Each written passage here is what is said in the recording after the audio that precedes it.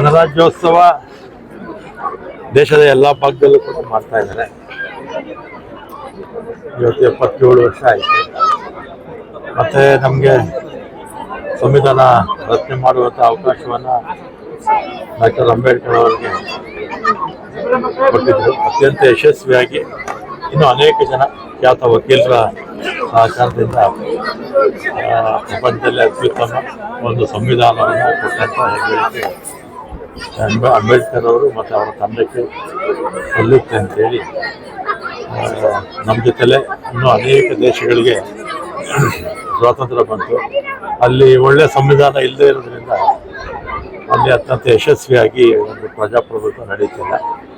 ಅದರಿಂದ ಈ ಒಂದು ಸಂವಿಧಾನ ಕೊಟ್ಟಿದ್ದರಿಂದ ನಮ್ಮ ವೈವಿಧ್ಯಮಯ ದೇಶ, ಅನೇಕ ಸಾವಿರ ಭಾಷೆಗಳು, ಅನೇಕ ಸಾವಿರ ಜಾತಿಗಳು ಈ ರೀತಿ ಇರ್ತಕ್ಕಂಥ ದೇಶವನ್ನು ಒಗ್ಗಟ್ಟಾಗಿ ತಗೊಂಡೋಗೋದಕ್ಕೆ ಸಂವಿಧಾನ ಅತ್ಯಂತ ಮಹತ್ವದ ಒಂದು ಕೊಡುಗೆ ಕೊಟ್ಟಿದೆ ಅಂತೇಳಿ ಸಂವಿಧಾನವನ್ನು ರಚನೆ ಮಾಡಿದಂಥ ಒಂದು ಸ್ವಾತಂತ್ರ್ಯ ತಂದುಕೊಟ್ಟಂಥ ಮಹಾತ್ಮ ಗಾಂಧೀಜಿ ಅವರಿಗೆ ಎಲ್ಲ ಮಹನೀಯರಿಗೆ ಧನ್ಯವಾದಗಳು ಹೇಳ್ತೀನಿ.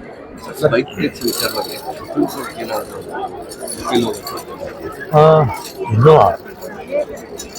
ಈಗ ನಮ್ಮ ಕಾರ್ಯದರ್ಶಿಗಳು ಜಡ್ಜ್ಮೆಂಟ್ ಕಾಪಿ ತಗೊಂಡು ಅಡ್ವೊಕೇಟ್ ಜನರಲ್ ಒಪಿನಿಯನ್ ತಗೊಂಡು ನನಗೆ ಕಡತವನ್ನು ಕಳಿಸ್ತಾರೆ. ಆಮೇಲೆ ಏನು ಮಾಡಬೇಕು ಅಂತ ಆಮೇಲೆ ತೀರ್ಮಾನ ತಗೊಳ್ತಾರೆ. ಯಾವ ಥರ ಕೊಡಬೇಕು ಅನ್ನೋದ್ರ ಬಗ್ಗೆ ನಾನು ಆಮೇಲೆ ಹೇಳ್ತೀನಿ, ಈಗ ಹೇಳೋಕ್ಕಾಗಲ್ಲ.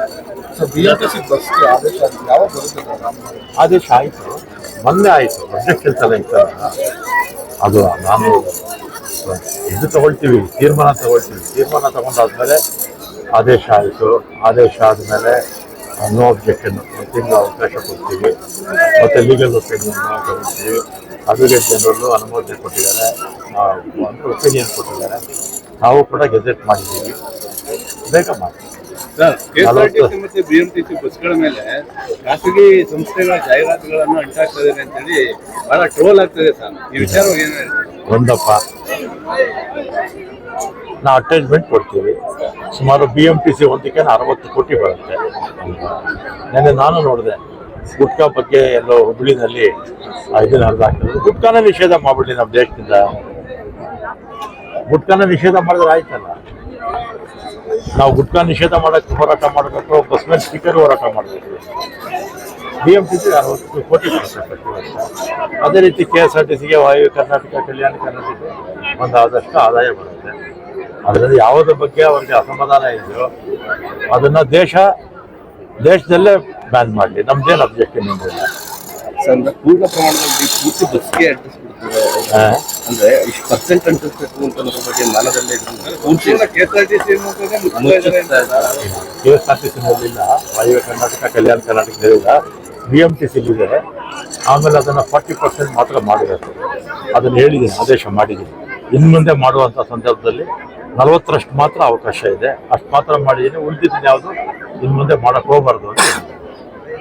2028ಕ್ಕೆ ನಾನೇ CM ಮಾಡ್ತೀನಿ, ಕಾಂಗ್ರೆಸ್ ಸರ್ಕಾರವನ್ನು ಕಿತ್ತುಕೊಂಡಿದ್ದಾರೆ ಜನ ಅಂತೇಳಿ ಕುಮಾರಸ್ವಾಮಿ ಈಗ ಎಲ್ಲರೂ ಕನಸು ಕಾಣ್ತಾರೆ, ನಾವು ಕಾಣ್ತೀವಿ. ನಾವು 28ಕ್ಕೆ ಬರ್ತೀವಿ ಅಂತ ನಾವು ಹೇಳ್ತಾನೆ ಇದ್ದೀವಲ್ಲ. ಅದೇ ರೀತಿ BJP ಅವ್ರಿಗೆ ಆಸೆ ಇರುತ್ತೆ, JDS ಅವ್ರಿಗೆ ಆಸೆ ಇರುತ್ತೆ. ಜನ ಯಾರಿಗೆ ಆಶೀರ್ವಾದ ಮಾಡ್ತಾರೆ ಅವ್ರ ಪಕ್ಷ ಮುಖ್ಯಮಂತ್ರಿ ಆಗ್ತಾರೆ. ನನಗೆ ಗೊತ್ತಿದ್ದಾಗೆ 28ಕ್ಕೆ ನಮ್ಮ ಪಕ್ಷನೇ ಮತ್ತೆ ಅಧಿಕಾರಕ್ಕೆ ಬಂದೇ ಬರುತ್ತೆ.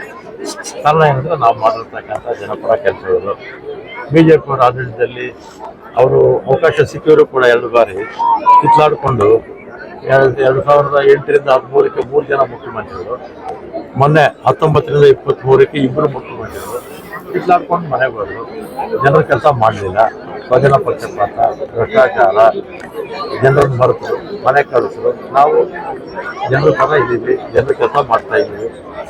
ಜನ ನಮಗೆ ಖಂಡಿತ ಮತ್ತೆ ಆಶೀರ್ವಾದ ಮಾಡೇ ಮಾಡ್ತಾರೆ, ನಾವೇ ಮುಂದೆ ಬರ್ತೀವಿ. ದೇಶದಲ್ಲೂ ಕೂಡ ಪ್ರಜಾಪ್ರಭುತ್ವದ ದೃಷ್ಟಿಯಿಂದ ಮುಂದಕ್ಕೆ ಕಾಂಗ್ರೆಸ್ ಮಿತ್ರ ಪಕ್ಷಗಳು ದೇಶದಲ್ಲಿ ಅಧಿಕಾರಕ್ಕೆ ಬರಬೇಕು. ಇಲ್ಲಾಂದರೆ ಸರ್ವಾಧಿಕಾರಿ ಅಧಿಕಾರ ಏನು ನಡೀತಾ ಇದೆ ಈಗ ಅದೇ ಮುಂದುವರಿಯುತ್ತೆ.